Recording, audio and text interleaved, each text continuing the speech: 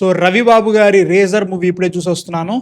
ఎందుకెళ్ళిన థియేటర్‌కి దీనికి నాకు అర్థం ఏం చెప్దాం అసలు పాయింట్ ఏదైతే పెట్టుకున్నారో ఒకటే రోజు జరిగే సిట్యుయేషన్. ఒక చిన్న పిల్ల వాళ్ళ పేరెంట్స్ ఒక పని చేస్తారు. దానికి ఈ అమ్మాయి లింక్ అయ్యి ఉంటది. ఈ అమ్మాయిని చంపడానికి విలన్స్ ఎతుకుతా ఉంటారు. ఈ అమ్మాయిని ఒకడు కాపాడిండా లేదా? That is the point of the film. ఇలాంటి సినిమాలు మనం చాలా చూసినాం. తెలుగులో లేవు.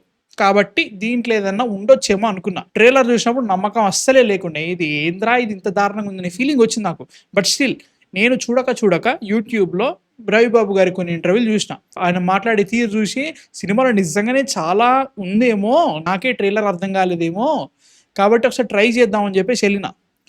ఆ వీడియోలు చూడకుండా ఉండాల్సింది ఫస్ట్ ఆఫ్ ఆల్. ప్రతి సీన్, ప్రతి ప్లాట్ పాయింట్ ఈ సీన్ ఎక్కడో చూసినట్టుందే అని ఫీలింగ్ ప్రతి 2 నిమిషాలకు ఒకసారి తగిలింది నాకైతే మాత్రం. అట్లా అనుకున్న కొన్ని ఎలిమెంట్స్ మనకి లైక్ కొంచెం అనిపించింది అనమాట. అంటే ఒక వీడియోని 3 లేయర్ లెక్క, ఆర్‌జీబీ లేయర్ లెక్క డివైడ్ చేయడము, దాన్ని యాడ్ చేస్తేనే మొత్తం టోటల్ వీడియో రావడము, అట్లాంటివి కొన్ని బాగున్నాయి. కానీ మిగతా అదంతా చచ్చిపోయినా నా వల్ల కాలేదురా భయ్.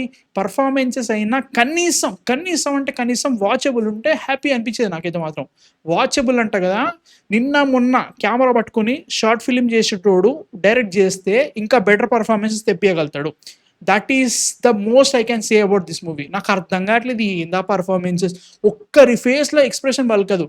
లిటరల్గా హీరో 'రవిబాబు' గారు ఆయన సినిమా మొత్తం చూడరా భయ్, 2 గంటలు ఉండే సినిమా, ఆయన ఒకటే ఎక్స్ప్రెషన్ పెడతాడు. ఉండక ఒక ఎమోషనల్ సీన్ ఉంటుంది, దాంట్లో ఆయన యాక్షన్ ఉంటుంది. అమ్మో నా వల్ల అసలే కాలేదు, ఏంద్రా బాబు అని ఫీలింగ్ వస్తూ ఉంటుంది.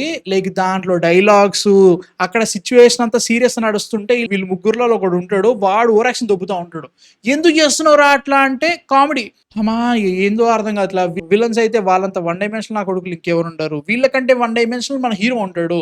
ఆ పాపకి అసలు డైలాగ్సే ఉండవు, ఏటేటో పోతా ఉంటుంది సినిమా పోనీరా భయ్, అవన్నీ పట్టించుకోకు, స్టోరీ పట్టించుకోకు. సినిమా చూడడానికి కారణం ఏంట్రా అంటే యాక్షన్ సీక్వెన్సెస్. 'రవిబాబు' గారు దాని గురించి చాలా బాగా మాట్లాడారు, చాలా కష్టపడ్డారని చెప్పారు. యాక్షన్ సీక్వెన్సెస్ ఎట్లున్నాయిరా అంటే వద్దులే, ఎక్కువ మాట్లాడితే ఇంకా దారుణంగా ఉంటుంది, అస్సలు బాలేదు. ఒక్క యాక్షన్ సీక్వెన్స్ కూడా బాలేదు. లిటరల్గా పోనీ నువ్వు పాయింట్ ఏంటి, అమ్మాయిని కాపాడాలి, కాపాడడానికి మనుషులను చంపేయాలి. ఎందుకంటే వాళ్ళు వస్తున్నారు, వాళ్ళ నుంచి కాపాడాలంటే చంపాలి. నార్మల్గా చంపొచ్చు కదా. ఒకరిని చేయి ఇలా పట్టుకొని, 2 చేతులు ఇట్లా పట్టుకొని ఇట్లా చేతిని చీల్చాలా? ప్రతి ఒక్కరికి ఇట్లా పెట్టి పచా పొడవాలా? లైక్ తల నరకడాలు ఇవన్నీ ఎందుకు? అవసరమా మాకు? ఎందుకు అంత సీరియస్గా చేయడం? ఏదో చూసి జనాలు ఎంజాయ్ చేస్తారు. పోనీ మీరు దాన్ని ఏమైనా ఆథెంటిక్గా చేస్తారా అంటే మన దగ్గర అంత మన తెలుగు సినిమాలు అంత శాత కాదే జనాలకి. అంత సీజీ, అంత విఎఫ్ఎక్స్ మాకు అర్థమవుతుంది. అట్లాంటప్పుడు నువ్వు బొక్కలిరిస్తే ఏంటి, మెడ నరికితే ఏంటి, కాలు నరికితే ఏంది, అంత సీజీయే కదా. నాకు క్లారిటీకి అర్థమైనప్పుడు ఎందుకు అంత ఓవర్ యాక్షన్ తోపడం? నాకైతే అట్లా అనిపించింది. Action sequences, performances, every single thing దరిద్రంగా ఉంది. నాకైతే అస్సలు నచ్చలేదు సినిమా. ఎందుకు పోయినరా అని ఫీలింగ్ అయితే పక్కా వచ్చింది. ఇంకా సెకండ్ హాఫ్ 50 నిమిషాలే, నాకు 5 గంటలు అన్నట్టు అనిపించింది. లాగుతా పోతాడు. మనకి ఇంటర్వెల్ పాయింట్కి అర్థమైపోతుంది, ఇదిరా పరిస్థితి, ఇది చేస్తే అయిపోతుంది అని చెప్పేసి అంటది. అక్కడికి వెళ్ళిపోవచ్చు. నిన్న ఒక ఫ్లాష్ బ్యాక్ పెడతా, దానికి సినిమాకి ఏమైనా సంబంధం అంటే లేదు. నిజంగా చెప్తున్నా కదా, సినిమా నుంచి ఫ్లాష్ బ్యాక్ కట్ చేయి, ఎందుకు పనికిరాదు, అవసరమే లేదు.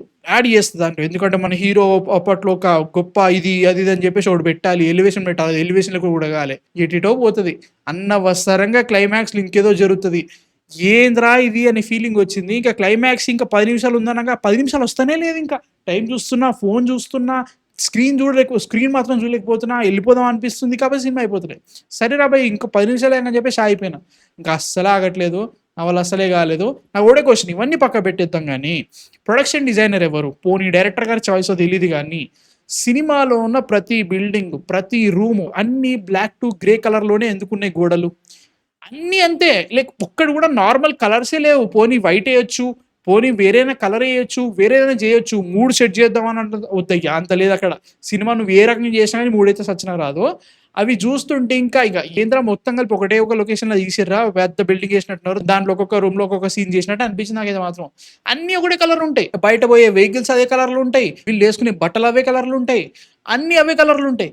ఎందుకురా అని ఫీలింగ్ అయితే వచ్చింది నాకైతే మాత్రం. Seriously one of the worst movies. Like చెప్తున్నా, పొటెన్షియల్ ఉంది, ఇంకెవరైనా చేసి ఉంటే.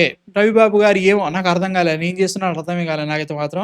దాంట్లో లైక్ చెప్తున్నాను కదా, కొట్టే తెచ్చే పాపని చంపుదామని చూస్తున్నారు, వాళ్ళ నుంచి పాపని కాపాడాలి, దట్ ఈస్ ద పాయింట్. దాన్ని క్లియర్గా బాగా చెప్పొచ్చు. దీంట్లో కొన్ని ఎలిమెంట్స్ బాగానే ఉన్నాయి. అంటే లైక్ పొటెన్షియల్ కనబడుతుంది. తనిసారి పర్ఫార్మెన్స్ అప్పుడే అర్థం కావాలి నాకు. సావధాన్ రహే సతర్క్ రహే అనుకుంటా మనకి క్రైమ్ పెట్రోల్ వస్తుంది చూసినావు, దాంట్లో వాళ్ళ పేరెంట్స్ ఎట్లా యాక్ట్ చేస్తారు అట్లా యాక్ట్ చేస్తూ ఉంటాడు ఆయన.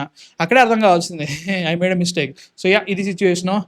అలా కాలేదు. మీ థాట్స్ ఎందుకు కింద కామెంట్స్లో అయిపోయింది. చూసారా లేదా? నేను కృష్ణావతారం దీనికోసం కృష్ణావతారం మిస్ అయింది. నిన్న గోదావరి గట్టు పైన చూడడం వల్ల కృష్ణావతారం మిస్ అయింది.